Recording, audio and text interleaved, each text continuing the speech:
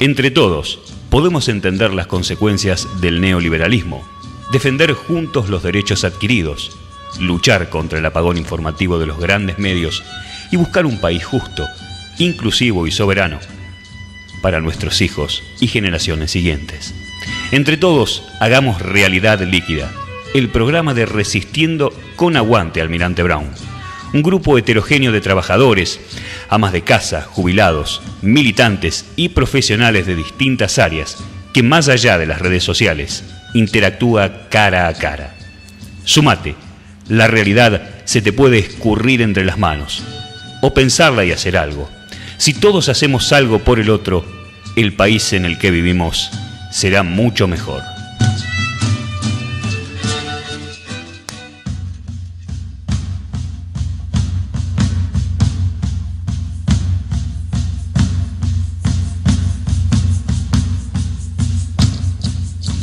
Buenas tardes, hoy en nuestro programa número 74 de Realidad Líquida. ¿Cómo estás, Carlos? Somos dos nada más por ahora. Buenas tardes, pero es 44 me parece. ¿44? 44, si no envejecemos tan rápido nosotros. Programa número 44, sí, confirmado. Acá está la anotación. ¿Cómo andamos? Bien. En esta primavera que tarda en llegar.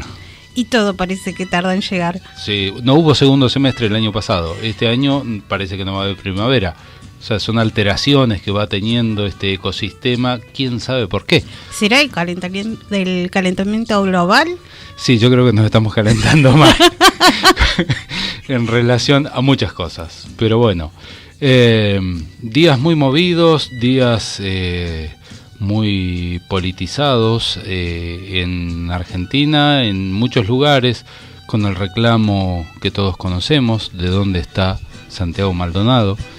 Internacionalmente conmovidos por lo que ha ocurrido en Estados Unidos, de lo cual no tengo mucha información, pero es una tragedia realmente muy profunda, muy grande, muy significativa.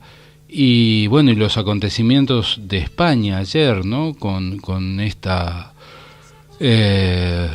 referéndum para la posición separatista de Cataluña y todo un aparato represivo que se puso en marcha que no tiene mucho que ver con la democracia, definitivamente. Sí, me sorprendió mucho la actitud de los españoles cuando se acercaba a la policía de levantar las manos, ¿no? Este gesto o actitud, no sabría decirlo bien, si es algo que está previamente conversado o fue algo espontáneo de la gente. Y esa foto de esa señora mayor que la llevaban arrastra, me generó muchísima impresión. La verdad que es difícil en este tiempo poder procesar estas cuestiones. Sí, creo que a mí me llamó mucho la atención la hazaña con que la Guardia Nacional y bueno los agentes federales, nacionales en este caso, actuaron y cómo golpearon de una manera despiadada a la gente que no estaba en ningún caso en actitud belicosa, digamos. Bueno, tema que da para mucho, pero bueno, vamos a la editorial. ¿Querés pasar primero los contactos? Pasamos los contactos. Vías de comunicación, teléfono 4299-5694. WhatsApp 6658-1639. Facebook Realidad Líquida y nuestro Twitter @líquidarealidad. Aprovechamos para volver a mencionar que Realidad Líquida es el programa de Resistiendo con Aguante de Almirante Brown. Y si querés participar, te podés sumar los sábados a las 19 horas en Espora 1521, casi San Martín. Ahí nos reunimos para seguir charlando de todos los temas que charlamos aquí y algunas cosas más. Como comidas. También picamos algo, tomamos buenos mates. Suele haber unos budines que resultan poco. Siempre resultan poco. Bueno, vamos a la editorial.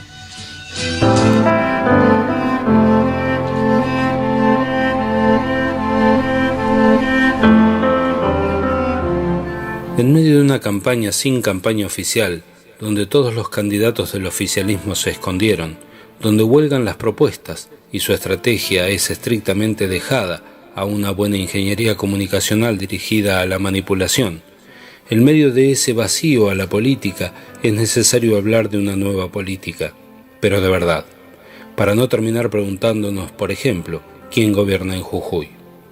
Cuando se declama sobre la nueva política en vacío, solo se da lugar al humor sobre nuestras desgracias y a la burla que devalúa la política. Cuando hablan de transparencia y convocan a espacios etéreos sin definir conceptos a debatir, ni objetivos, y mucho menos ideales, invitan a una nueva política que solo es un eslogan, a participar del resultado de un libro de autoayuda que no existe, para que en ese vacío gobierne el mercado. Ortega y Gasset hace 100 años hablaba de vieja y nueva política. En 1914, cuando en Europa estallaba la Primera Guerra y España se debatía políticamente en la antesala de su guerra civil que llegaría en 1936, las palabras de Ortega y Gasset desde aquel momento, en muchos sentidos, hacen parecer que el tiempo no ha pasado. Palabras de entonces que ponen claridad sobre nuestra realidad de hoy. Son conceptos que nos están esperando para pensar hacia adelante, en positivo y proponer. Ortega y Gasset destaca la necesidad de llenar de ciudadanía la política y la política de ciudadanía, multiplicar los espacios de participación, desmitificar la necesidad de una élite ilustrada a cargo del liderazgo, un modelo social y político hacia una democracia participativa para institucionalizarlo. La vigencia conceptual de Ortega y Gasset, más allá de sus virtudes como pensador, hablan de la condición humana, de las miserias que subyacen en las tensiones por el poder y el tener, y también del ser, a partir de esas preponderancias. Esa vigencia nos habla de cuánto nos alejamos del humanismo en todo este tiempo, humanismo que a esta sociedad siempre le ha hecho mucha falta. El gran desafío en aquel y este contexto es el mismo. La nueva política demanda inundarla de participación y compromiso en una democracia cada día más participativa, obviamente considerando las nuevas realidades, las nuevas tecnologías, las nuevas formas de relacionarse, de comunicarse. Exigirá también una nueva forma de militancia quizás, tal vez más libre y más pragmática, seguramente sin dogmas ni doctrinas, en una batalla cultural continua y dirigida a la libertad del juicio crítico permanente. Dentro de los desafíos de la nueva política estará el convivir con el frenesí de los necesarios resultados urgentes que exige esta modernidad líquida. Parecería que el gran desafío está en repensar el bien común, el estado de bienestar, la política, la militancia y la ideología desde una concepción diferente del poder. La realidad marca que el desafío se da en medio de un gobierno que concentra todo el poder, que parece haber encontrado la fórmula para ganar, entre comillas, en democracia, aún con un modelo que va contra los intereses de las mayorías, basado en la capacidad propaladora comunicacional de generar subjetividades, la maquinaria de la posverdad proponiendo felicidad. Adicionalmente articula toda forma de censura con prolijo cinismo para acallar voces opositoras que investigan, encuentran y denuncian corrupción sistematizada en el centro de poder. Y así, sin ponerse colorados, se proponen como la nueva política, cuando en realidad son el camino al gobierno de las corporaciones. Mirá en Río Negro los intereses de Lewis, en conflicto desde 1996. El Neuquén, los intereses sobre Vaca Muerta, otra comunidad mapuche en problemas. En Chubut, los intereses de Benetton, mapuches en la mira y Santiago Maldonado, desaparición forzada. En Jujuy, los intereses de la familia Blaquier y los trabajadores de Ledesma y Milagro Sala. Las corporaciones están doblegando estados provinciales. En resumen, la necesidad de una nueva política es para continuar en democracia, es para continuar en Estado de Derecho, es para no preguntarnos quién gobierna en Jujuy hoy.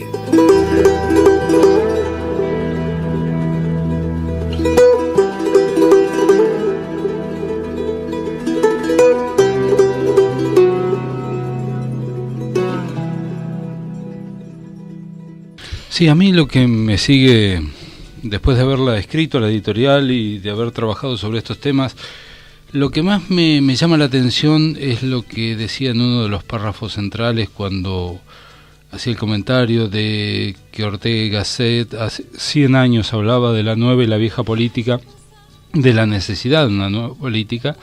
Y bueno, yo decía, ¿cuál es la condición humana, ¿no? Para que conceptos que sin lugar a dudas son el camino de la participación, el camino de buscar una democracia más participativa, no se hayan podido desarrollar? ¿Qué miserias hay alrededor? ¿Qué intereses hay alrededor? Sí, vos hablas de nueva y vieja política, y para mí la política es una. El tema es quién lleva adelante esa política, bajo qué fin lleva adelante estas nuevas políticas, y nosotros por ahí tenemos un concepto ya armado, ¿no? De que vienen a llevarse todos los recursos sin importarle absolutamente nada de los demás. Y esto es donde está la cuestión humana, y pensamos en miles y miles de personas, y que los recursos naturales de nuestro país y todo lo que tiene que ver con el capital y todo lo que tiene que ver con producción, salud, educación. Vos hablabas de Lewis, hablabas de Blackieri, y recuerdo en la charla que tuvimos la semana pasada donde tocábamos lo de educación y decíamos que detrás de la fundación estaba también la familia Blackieri. Como son muy pocas las familias en nuestro país que están como acaparando todo el poder nacional. Sin lugar a dudas, y cuando vas hacia el interior es más marcado todavía el problema.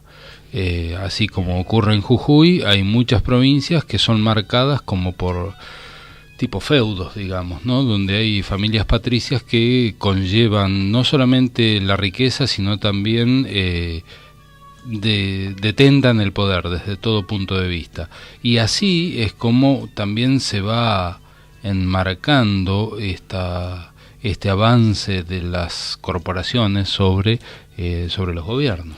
Sí, vos hablabas de Lewis y a mí se me vino a la memoria Maldonado y los mapuches cortando la ruta, ¿no? Y esta cuestión de reprimir para que desalojen la ruta, sabiendo, o por lo menos teniendo en cuenta que había detrás de todo esto, que se vencía esta cláusula donde no se podían tomar estas tierras. Y por otro lado, Lewis cortando la ruta sin acceso, sin que nadie tuviera acceso, como un patrimonio propio, lago escondido, sin dejar que nadie ingrese a ese lugar. Después violando todo lo que tiene que ver con las leyes, donde dicen que no pueden tener más de 1.000 hectáreas y ellos tienen mucho más que esto. Entonces vos decís, ¿cuánta contradicción hay? ¿Y quién avala todo esto, no? Me parece que la justicia aquí también tiene gran parte de todo lo que pasa en nuestro país. Nosotros apuntamos mucho a esta cuestión, podríamos decir, comunicacional, pero también la justicia tiene mucho que ver en esto. Sin lugar a dudas. Lo que pasa es que, a ver, ¿cómo pararnos ante esta situación, no?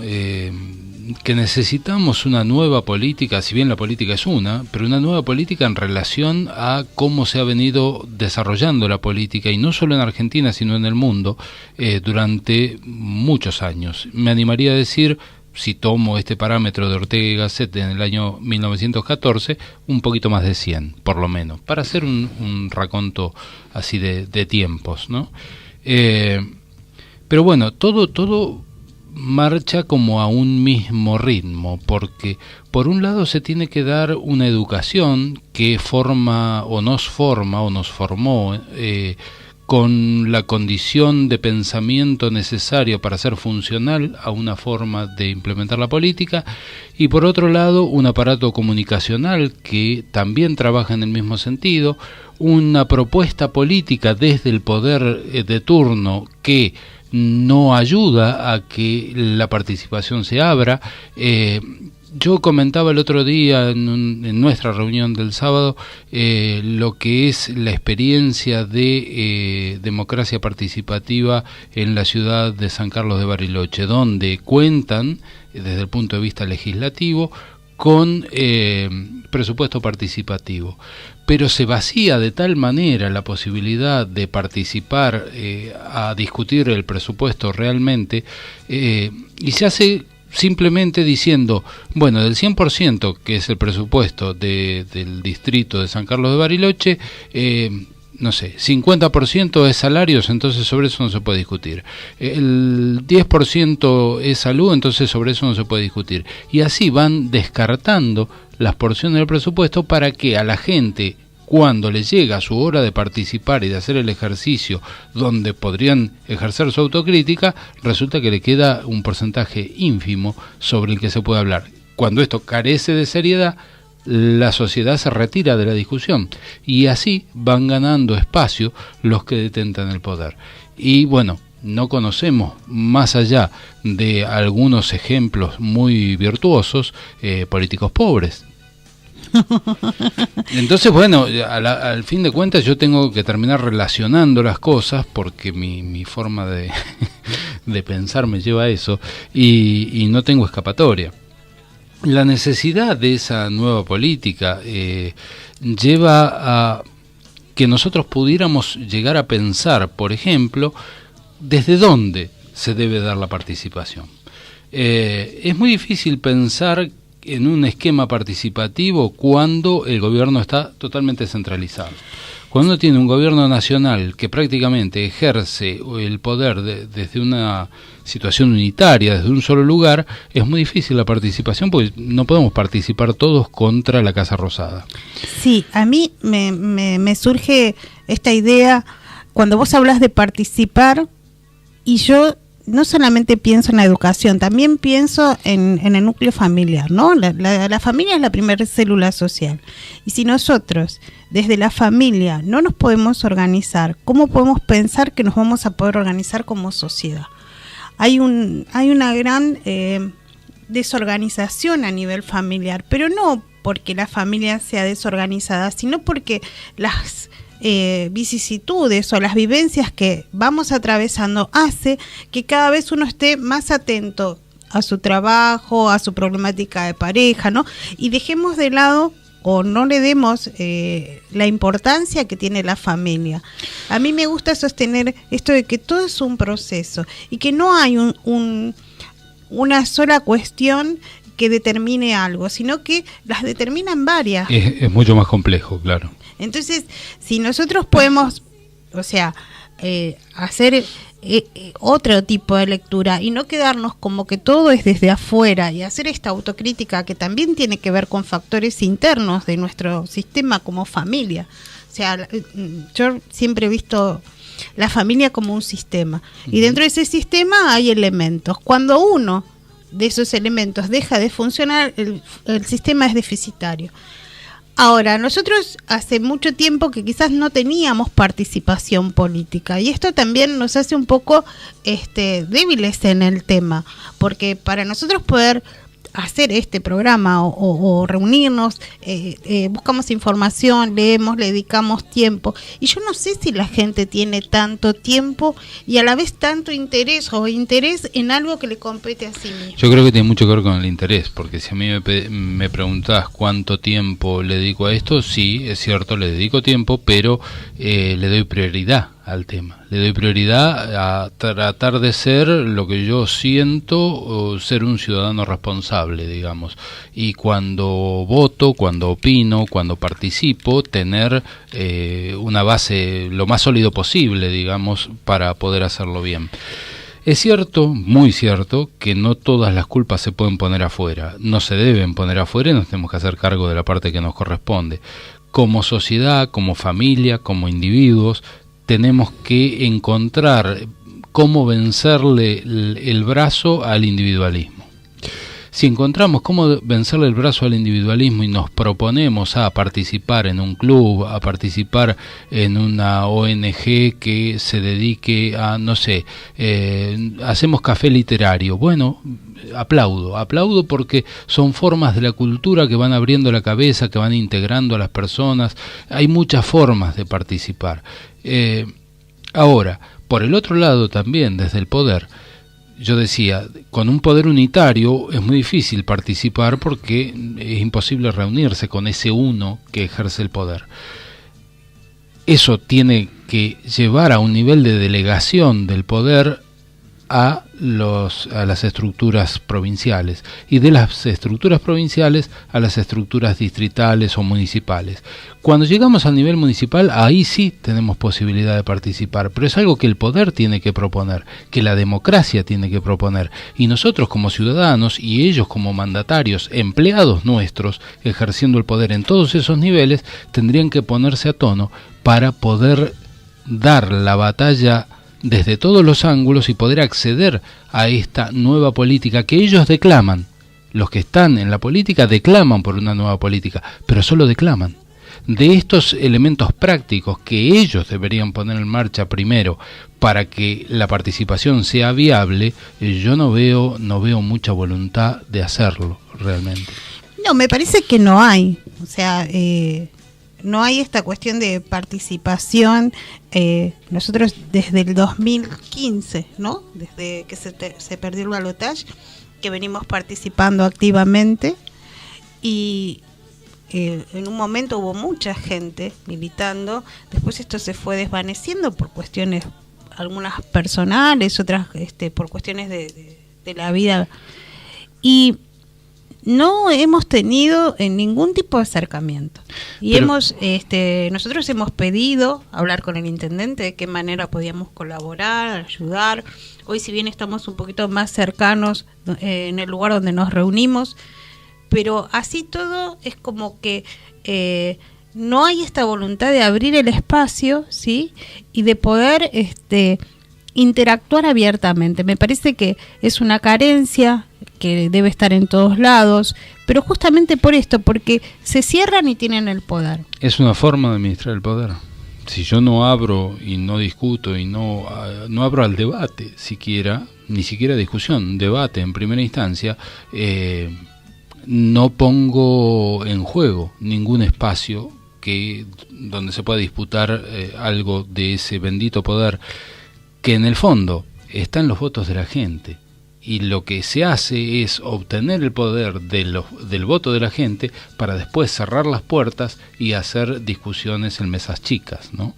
Creo que hay una carencia, me animaría a decir, de voluntad, y hay una carencia intelectual, y esto genera miedo. Si yo a lo desconocido, todos como seres humanos, y vos lo sabés mejor que yo por tu profesión, le tenemos miedo, tenemos temor. Sí, yo no sé si la palabra, por lo menos no en este espacio, me parece que, bueno, mientras seamos pocos los que tengamos que repartir, mucho mejor, ¿sí? Sí.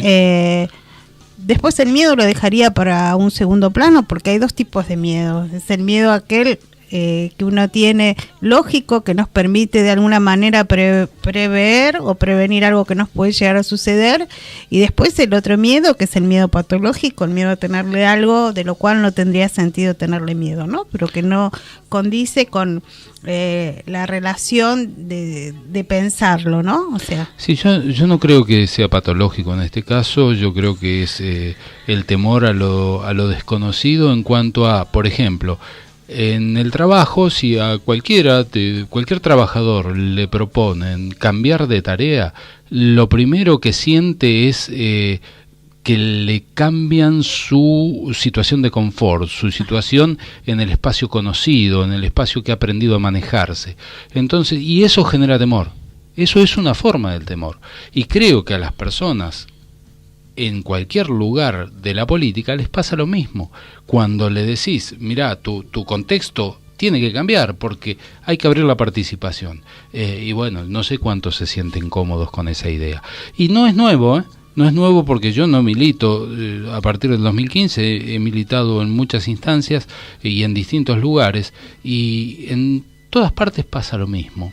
En todas partes las personas que acceden a determinados espacios de poder después ejercen el poder más que generar un espacio de compartir para crecer en equipo y generar desde una perspectiva colectiva una idea superadora para beneficio de lo social, del bien común, de la calidad de vida y de todo lo que todos queremos en el fondo.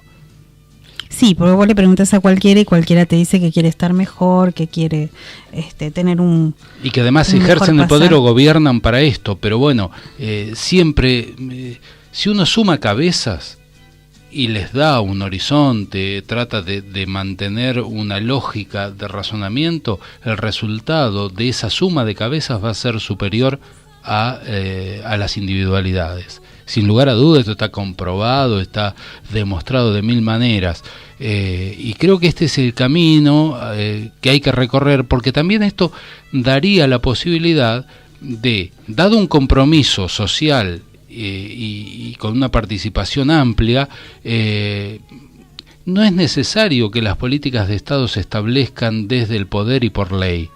Haríamos pesar nuestro requerimiento porque habría un acuerdo en cuanto a qué necesitamos y votaríamos y tendríamos la capacidad de insistirle a ese gobierno más próximo, que es el gobierno municipal, para que estas políticas se implementen. Y creo que acá está el meollo de la cuestión. Yo puedo participar y mi participación tiene validez cuando quien está con posibilidades de escucharme me escucha y se hace eco de lo que estoy diciendo. Y cuando esto empieza a tomar cuerpo, entonces la participación tiene sentido. Y esto es la nueva política, en mi opinión, no declamar en vacío. Bien, estamos a mitad del programa, vamos a ir al corte con el tema de ¿Qué ves?, que canta Moyo, y volvemos a repetir los medios de comunicación, así... Vamos repitiendo los medios de comunicación: teléfono 42995694, WhatsApp 66581639, Facebook Realidad Líquida y nuestro Twitter @líquidarealidad.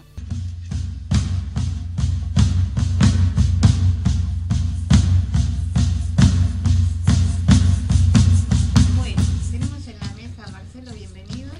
Y voy a saludar a Alberto, que está escuchando desde La Boca. También saludo para Claudia y Jackie, que están ahí recuperándose del día de la marcha. Pegaron el faltazo. Exacto. Estuvieron en la marcha ayer por Santiago Maldonado. Y bueno, seguimos debatiendo aquí en la mesa. Sí, yo quería agregar un concepto más con respecto a lo que estaba diciendo antes, y tiene que ver con lo ocurrido en España y los comentarios que voy levantando de pensadores importantes como Ignacio Ramonet, como Jorge Alemán, que fue reporteado por la radio hoy en la mañana, y ellos hablan de que no solo es la diferencia económica en cuanto a la forma de coparticipación y lo que aporta la zona de Cataluña, que está aportando en el orden del 20% del Producto Bruto Interno español y tiene solo el 10% de las cápitas del país, o sea, de habitantes. Más allá de eso, hay una discusión también que tiene que ver con el federalismo en España, que tiene que ver con la forma de participación y el nivel de apertura política que hay entre el gobierno central y las distintas regiones que tiene España. Y pensemos que en España la lógica debería ser más acentuada, debería ser más participativo todavía, porque son como países dentro de otro país, ¿no? Cuando hablamos de Cataluña, cuando hablamos del País Vasco. Vos estuviste en España, ¿qué percepción tuviste de la sociedad? La percepción de la sociedad es que en Cataluña hay un porcentaje alto de gente que dicen que es del orden del 50%, que es separatista, que quieren volver a un estado de una Cataluña país, digamos. Que esto ocurrió, esto existió durante unos pocos años antes del gobierno de Franco. Muy orgullosos de su idioma también. Muy orgullosos de todas sus tradiciones, de todo su acervo popular, digamos. Ahora, es cierto que en el resto del país no se lee lo mismo. En el resto del país dicen, no, Cataluña tiene que estar integrado con España porque forma parte de España. Y yo acá, sinceramente, no tengo todos los elementos para abrir un juicio cierto sobre este tema, pero lo que así sensitivamente me da... Vivimos aquí en Buenos Aires, en la provincia más rica del país. Si nosotros dijéramos, bueno, vamos a plantear una separación, porque realmente desde el punto de vista coparticipación, desde el punto de vista fiscal, desde el punto de vista de la riqueza, nos es conveniente. Desde el punto de vista de la densidad de población, es una densidad de población muy buena para plantearse una independencia, digamos. Tenemos mar, tenemos todos los elementos, tenemos la pampa húmeda, ¿y el resto del país? ¿Y el resto de los argentinos? Corrientes lo ha intentado. Sí, claro. Si Bueno, guerra, claro, Corrientes lo va a ayudar. En Brasil hay toda una movida de Río Grande do Sul que plantean que ellos generan la mayor parte del PBI brasilero y por ende se plantean separatistas porque dicen tendríamos una mejor calidad de vida nosotros. Y acá en Buenos Aires pasaría lo mismo. Ahora, yo no me siento con el derecho de ser tan mezquino y de pensar una provincia como Formosa y decirle, flaco, ustedes son inviables, como hay gobernantes que lo han dicho. Bueno, pero eso tiene que ver con el pensamiento individualista que veníamos hablando hoy y con esta cuestión de que, bueno, importa lo mío y el otro no. Nosotros lo hemos visto con la lucha docente, cuando fue el tema de la paritaria nacional, donde lo que se pretendía era justamente eso, igual trabajo, igual remuneración. Porque hay provincias que por ahí no puedan afrontar el gasto de la educación, se le pague menos al docente. Pero vos fíjate que está claramente reflejado lo que estamos discutiendo, porque si al docente de una provincia X, digamos Formosa, ya que la nombré, se le va a pagar menos, la calidad de la educación en ese lugar va a ser menor. Si para la salud en Formosa va a haber menos presupuesto, la salud en Formosa va a ser de menor calidad. Si en la justicia en Formosa reciben menor presupuesto, la justicia en Formosa va a ser de menor calidad. Entonces tenemos ciudadanos de primera y ciudadanos de segunda. Esto es lo que nos está proponiendo este gobierno. Sí, y a raíz de esto que vos decís, yo estuve buscando el nuevo sistema que quiere imponer o implementar. En salud. En salud. Digo imponer porque ellos dicen que hay 15 millones de indigentes, de personas que no pueden pagar ninguna obra social o que no pertenecen a ningún lugar sanitario, ya sea por sus recursos propios o porque se los pague la empresa a través de algún sindicato. Y esto no es nada nuevo. Todo el mundo sabe que hay gente que no tiene ningún tipo de cobertura y ¿dónde va? Va al hospital. Entonces, en el hospital lo que se da es el servicio de que abarca todo lo que tiene que ver con la salud, pero no solamente una parte, sino cubre todo lo que necesitaría la persona para ser asistida. Este fue implementado por Carrillo en el año 1946 con el peronismo. Un ejemplo a nivel internacional. Sí, y lo que planteaba es justamente esta cuestión de que se va a implementar a partir de mañana en Córdoba como una prueba piloto donde se le va a dar a las personas que asistan una credencial y con esa credencial se van a poder asistir. Ahora esta credencial va a tener una cantidad de puntos y cada vez que la persona se asista, ¿sí?, le van a ir descontando puntos. Se va a crear un nuevo ministerio que tiene que ver, van a ser estas personas quienes van a determinar qué es lo que cubre en sí el Estado y qué es lo que no cubre. Lo que no cubre lo va a tener que pagar la persona, ¿sí?, como se paga ahora los coseguros. Y en este sentido uno piensa, el que va al hospital es porque no tiene recursos. ¿Cómo va a ser para pagar algo más complejo, ya sea una operación, ya sea cualquier tipo de estudio complejo, que ni siquiera a veces lo tiene el hospital, pero sí de ahí se deriva y se hace en cualquier otra institución privada que el Estado lo cubre? Por otro lado, acá no solamente está de por medio el tema de la salud, sino también el negocio que se está tratando de implementar con esto. Sin duda. Está detrás de todo esto la CGT. ¿Le suena?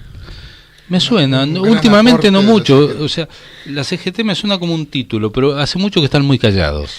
Bueno, se reunieron, sí, con el ministro Triaca y con Lemus, que es el ministro de Salud, y le han condonado una deuda de 8 millones de pesos que ellos van a aportar a este programa. Ellos están de acuerdo en que tienen que cambiar el sistema de salud, en que esto va a ser algo viable y algo bueno para la sociedad, pero otra de las empresas que está detrás de todo esto, porque digamos que la CGT son varias empresas también, ¿sí? Detrás de ellos está todo este negocio sindical.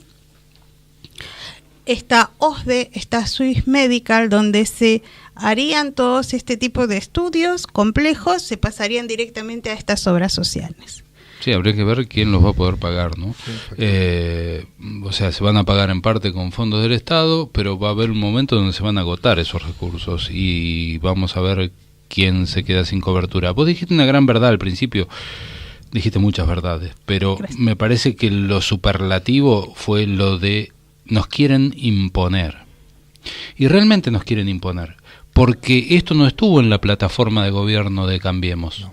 Esto no estuvo como una propuesta que votamos los argentinos. Los argentinos no votamos esto.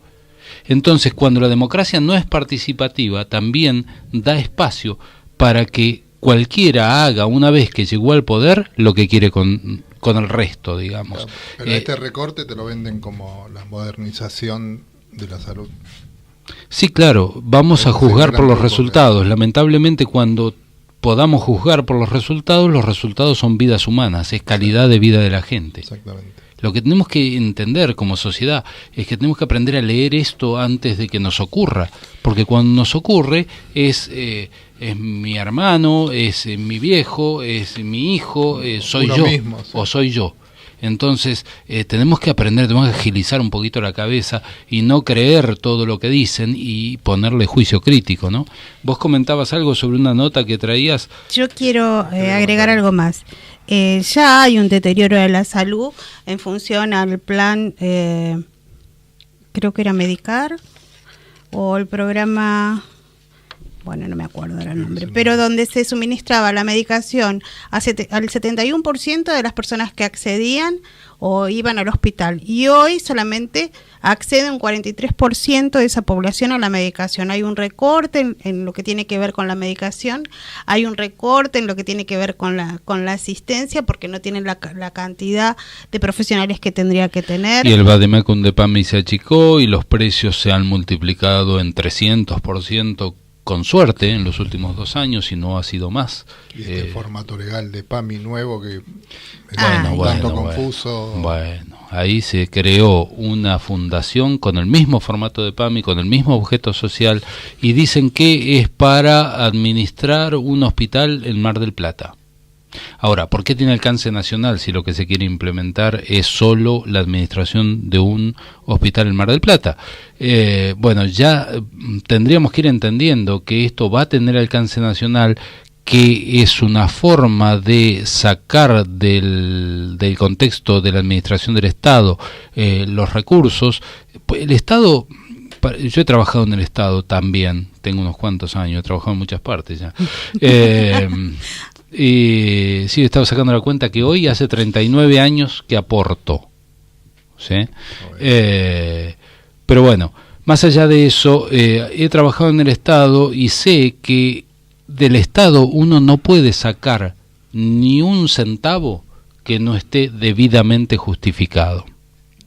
En cambio, a través de una fundación, la flexibilidad que se genera para el manejo de los recursos es monumental, y anda a controlarla después. Anda a controlar. Sí. Esto es algo que también tendríamos que... No va a haber licitaciones públicas, esto manejo digamos que prácticamente privado. Si lo quisieran hacer, lo podrían hacer. Sí. Seguramente si hoy preguntamos, decir, no, pero vamos a hacer licitaciones públicas, vamos a hacer todo prolijito y qué sé yo. Ahora, no es exigible desde lo legal, porque una fundación es una fundación, habría que ver cómo está constituido su objeto social y ya entrar en otro tipo de disquisiciones. Pienso en algo más y vamos con el tema de Marcelo. ¿Cuántos recursos tiene el Estado? ¿Y cuánta gente se prende del Estado? ¿Y cuántos todavía siguen vaciando el Estado? Fíjate, una sola cosita para tratar de poner un ejemplo, no de responder porque sería muy ampuloso tratar de responder esa inquietud, pero vamos a los bolsos de López. Los bolsos de López, si tenían 8 millones de pesos, de dólares, no sé ni qué moneda tenían adentro, en lo que hay que pensar es que los bolsos a López se los llenó un particular, no se los llenó el Estado. ¿Ese dinero habrá sido sobreprecio de alguna obra pública? Sí, muy probablemente, habrá que probarlo. Pero ese dinero se lo entregó un particular. Un privado. Claro. El particular cobró el sobreprecio y después le regaló a López, en pago de favores, esa suma de dinero. Lo que debemos demandar como sociedad es quiénes son los que le pusieron la guita a López adentro del bolso. Tiene que ir preso López y todos los otros también. Este es el ejercicio que tenemos que hacer, porque si no nos van a seguir metiendo el perro siempre. Sí, y Baez, fíjate vos, lo mismo con Baez. Es lo mismo, exactamente lo mismo. Vos fíjate qué tan antiguo es todo esto, porque yo hacía mención desde la editorial a 100 años de Ortega y Gasset hablando de la necesidad de una nueva política, que tiene que ver con todo esto que estamos hablando. Sí. Y vos traes una nota que tiene más de 100 años todavía, sí. Y que, contalo vos, cómo se relaciona. Esto es parte de una nota que se llama Oligarquías y Posverdades. La modernidad amarilla atrasa entre 20 y 150 años. Hace una pequeña mención, son como 3 ejemplos grandes, ¿no? Rivera Indarte, un poeta y escritor nacido en 1814, comienza en su juventud a ser un ferviente rosista. Ferviente rosista. Y llega a escribir Oda a Rosas. Después de ciertos movimientos, viaja al exterior, viaja a Europa, vuelve a Montevideo. Ponemos el acento en esto de que viajó al exterior porque no es casual, ¿no? Sí, fue y alguien le dijo algo. Sí. Y a través de la Casa Lafont y diplomáticos franceses, a él lo toman para que empiece a atacar a Rosas. A través de esto, a través de este arreglo, es muy parecido a Jorge la Nalga. Sí, claro. Muy similar.